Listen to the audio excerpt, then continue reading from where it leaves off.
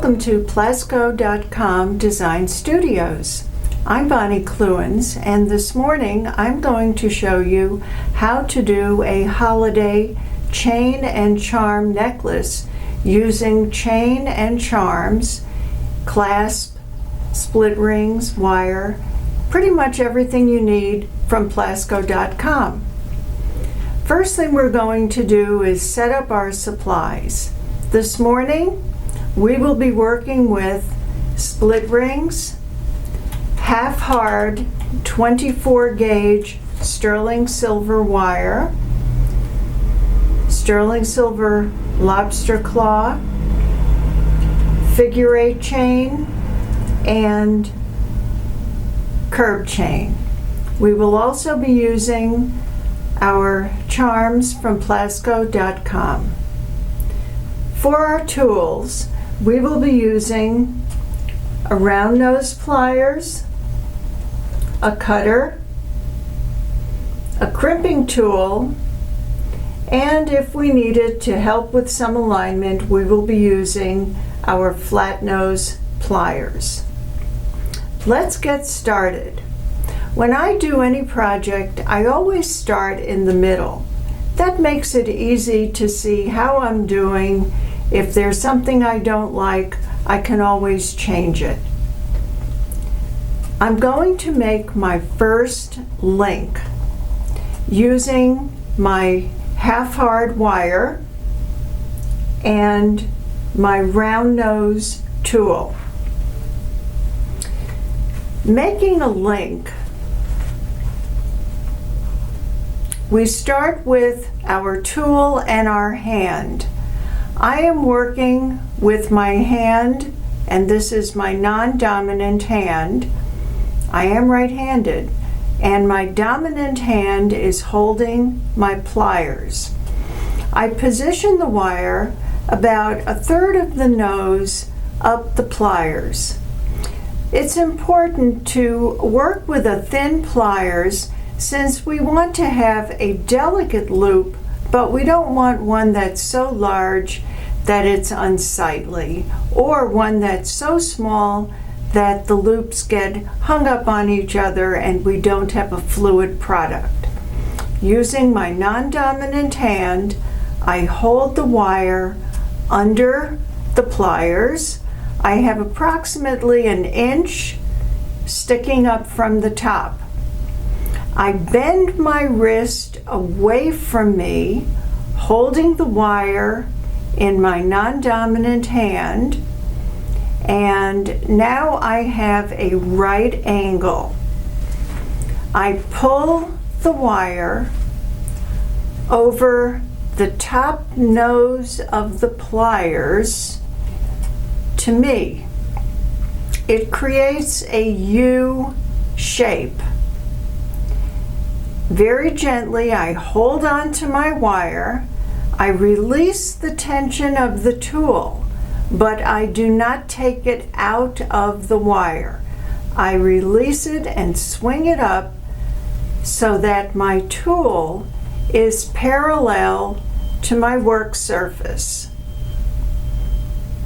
And if you will notice, I now have a gentle hook shape on my wire. A gentle hook shape. Okay? I hold my wire diagonally across with my round nose pliers, and very gently I begin to twist the tail around the stem of the wire, and I am twisting it so that it creates a little coil. I give it 3 turns,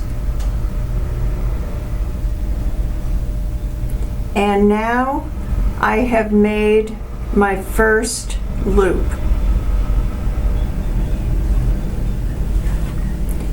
I'm ready to cut using my cutters. I position myself with the cutter against the coil. Whenever I cut for safety purpose, I always cut down onto my work surface, since my wire can fly away and I don't want it to fly in my eye, which is the reason many people work with safety glasses when doing wire work. What we're going to do now is create our link using chain, crystals, and our charm. I like to start in the center of a project, and what you will see over here, this is the link we will be doing, our central link. I will be positioning my wire approximately an inch above the pliers, 1/3 of the way in towards the nose of the pliers. With my non-dominant hand, I hold the wire using my right hand, which is my dominant hand. I bend the wire away from me, creating a right angle. I then pull the wire over the nose of the pliers, and that creates this little hook portion. This is where I need to hook my chain, and this is a 1-inch piece of curb chain onto the wire. When I'm making wire wrapped loops, I must add the chain at this time, because once I make my wrap, I cannot add the chain. Again, using my non-dominant hand, I've positioned my pliers across that little hook that I've made, and I wrap it 3 times,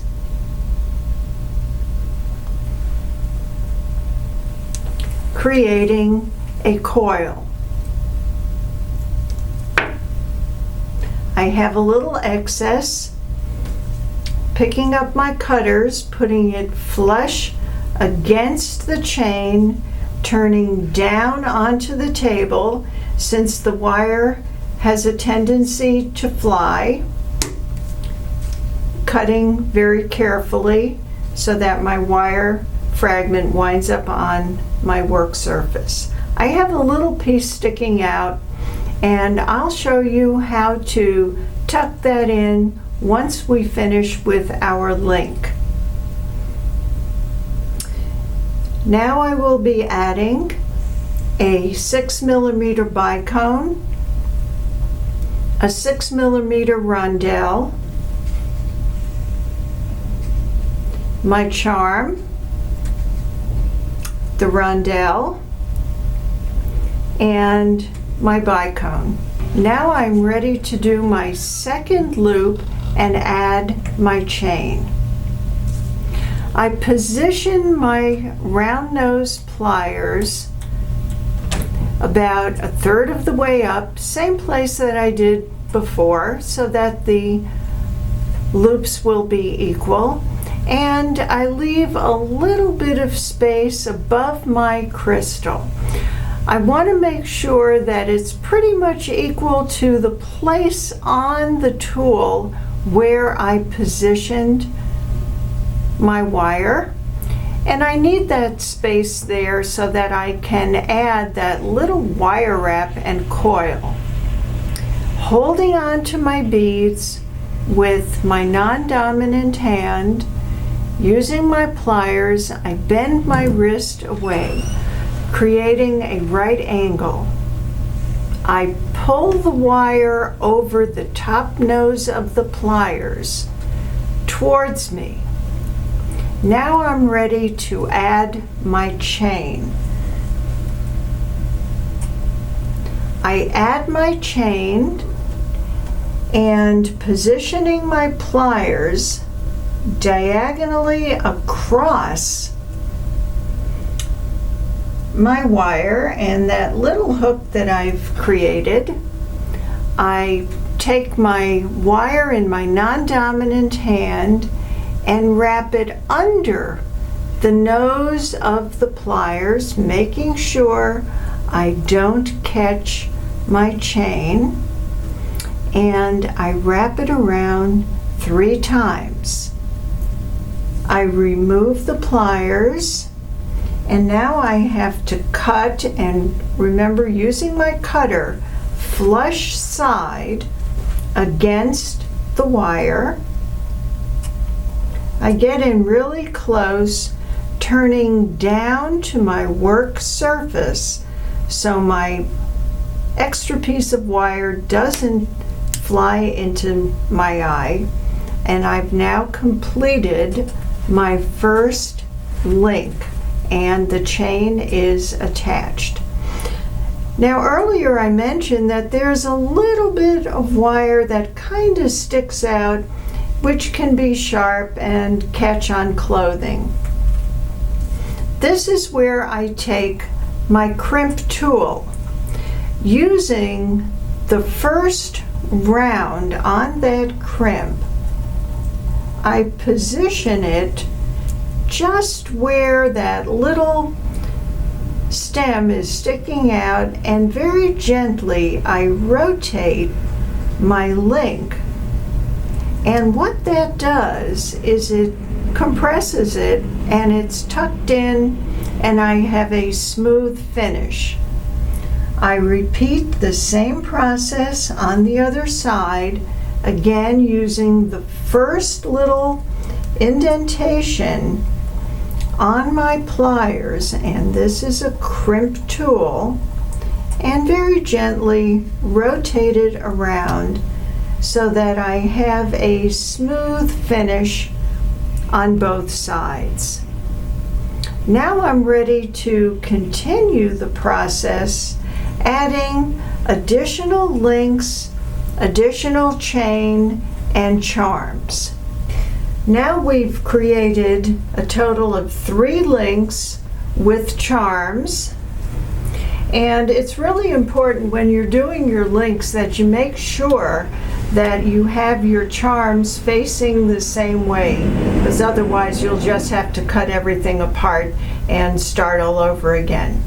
So I have my 4 1-inch sections, and now I'm going to do my last link, and I will do 1 on each side, and then I'm ready to add on my next type of chain, which is a figure 8 chain.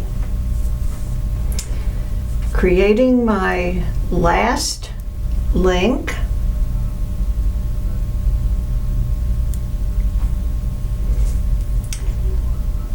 using the round nose, giving myself a little space, bend my wrist away, pull it over towards me, add my chain, grasp the loop in my non-dominant hand. I wrap the wire going down towards the crystal, and I do that 3 times. Remember, safety, positioning my flat nose cutters flush against the wire, turning down onto my tool and cutting off the excess. Now I have my link, and I gently go around using my crimp tool to flatten out that little stem that we have that could catch on something. And I will repeat the process on the other side. Now that we have added all our chain, done our links, added charms, we're ready to finish our necklace. One of the things I'd like to teach you now is how to use a split ring. A split ring is like a little key ring, and it's really secure. Many people have issues attaching split rings, so I'm going to show you a very simple way to do that using a T-pin. A T-pin is commonly used to hold wigs onto a form or used in sewing. And I like to use a medium-sized T-pin. They come in a variety of lengths and diameters. One of the things you want to do when working with wire is you don't want to be bending it out of shape any more than you have to. Now I'm going to position my split ring right into the nose of my round nose pliers. Using the T-pin, I open my split ring. That makes it possible to add on my chain. Hooking on there, I can remove the T-pin and very gently rotate the pin, rotate my split ring with my piece of chain so that now it is fully attached. This won't come off.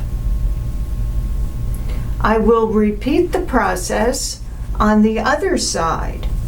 This time I'm going to add my split ring and my lobster claw,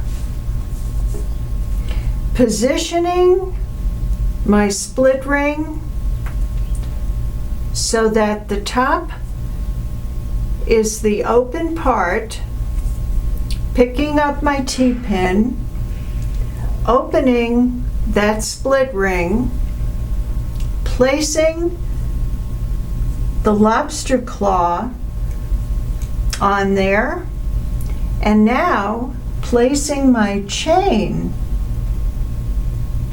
onto the split ring and very gently rotating it until I have my chain and lobster claw attached.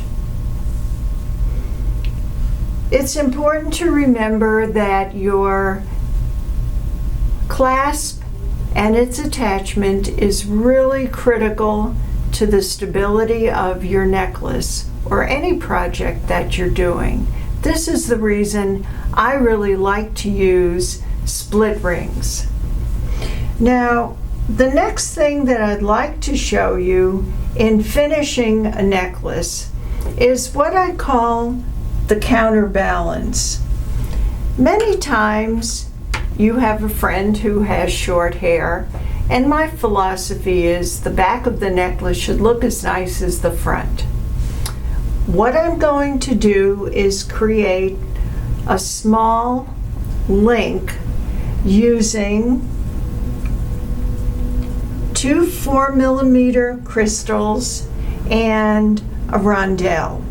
And that way I have a nice finish to my project. Again, positioning my wire in the round nose, having about an inch sticking up from the top, bend my wrist away, pull this wire towards me over the top nose of the pliers, hooking on, and I'm going to use the side and the split ring where my clasp is located, so that way it won't interfere with clasping to the other split ring. Positioning my tool across the little loop that I've created, twisting 3 times,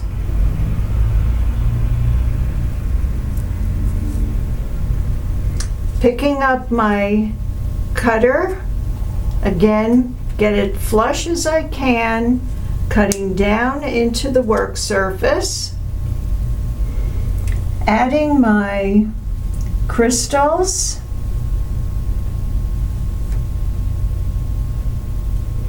and now I'm going to make my loop, the end of the link, and add my charm. Bend my wrist away, pull it over the nose to me, adding my charm,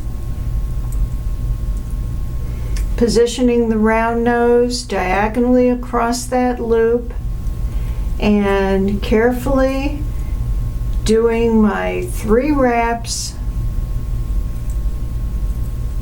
down to the crystal, picking up the cutter, getting as flush as I can, cutting. And now all I have to do is, using my crimp tool, very gently rotating and tucking in that little piece of wire that sticks out. And voila, I have my final link charm, my counterbalance, which is a graceful finish to our holiday necklace. Any questions? Contact us at DIY at Plazko.com. Thank you.